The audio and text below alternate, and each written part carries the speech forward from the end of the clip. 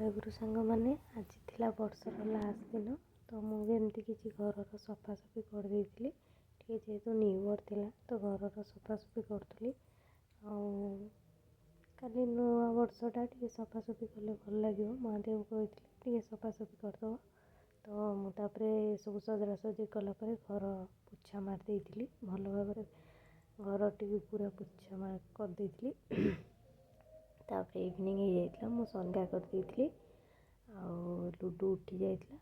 ଆଉ ଦେଖନ୍ତୁ ମୋର ଫାଇନାଲ୍ ଲୁକ୍ଟି କେମିତି ଦେଖାଯାଉଛି। ମୋ କିଚେନ୍ ଏଇଟା ମୋ ବେଡ଼ରୁମ୍ଟା ଭଲକି ସଜେଇ ଦେଇଥିଲି। ସବୁ ଘରଟା ପୋଛାପୋଛି ହେଇକି ସଜଡ଼ା ହେଇଗଲେ ଭାରି ସୁନ୍ଦର ଦେଖାହୁଏ ନା।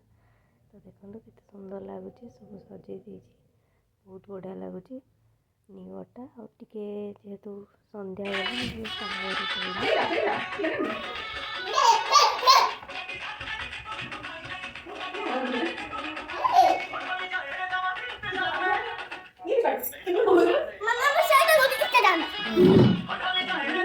ଝିଅ କେମିତି ହେଉଛି ମୋ ସାଙ୍ଗରେ ଆସିବ ବୋଲି ମୋତେ ନେଇଯା ତା ମାମା ପାଖରେ ଟୋଟାଲ୍ ରହୁନି, ମୋତେ ନେଇଯା। ହଁ, ତାପରେ ଘରକୁ ପଳେଇ ଆସିଥିଲି।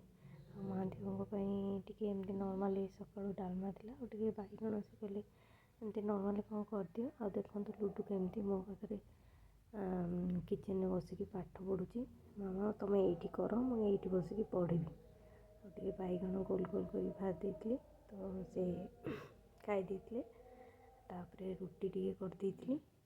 ଆଉ କାଲି ତ ନ୍ୟୁ ଇୟର୍ଟା ଶେଷ, ଆଜି ତ ଲାଷ୍ଟ ଦିନଟା ଏମିତି ସାଧାରେ ଯେହେତୁ ଆଜି ମଙ୍ଗଳବାର ସାଧା ସବୁ ହେଇଥିଲା।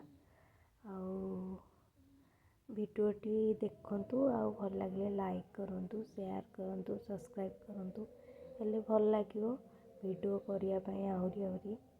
ତ ଏମିତି ନ୍ୟୁ ଇୟର୍ର ଏଠି ପାର୍ଟି ଚାଲିଥିଲା ତ ଆମେ ବି ଟିକେ ଗୀତ ଶୁଣିକି ଏନ୍ଜୟ କରୁଥିଲୁ।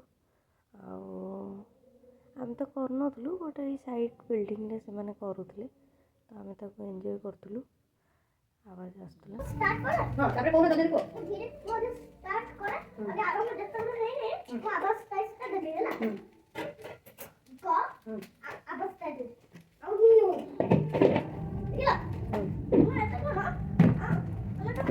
ଆଉ ଲାଷ୍ଟ ନାଇଟ୍, ବର୍ଷର ଲାଷ୍ଟ ନାଇଟ୍ ଦେଖନ୍ତୁ ଲୁଡ଼ୁ କେମିତି ମସ୍ତି କରୁଛି ବ୍ଲାଙ୍କେଟ୍ ଭିତରେ ବସିକି।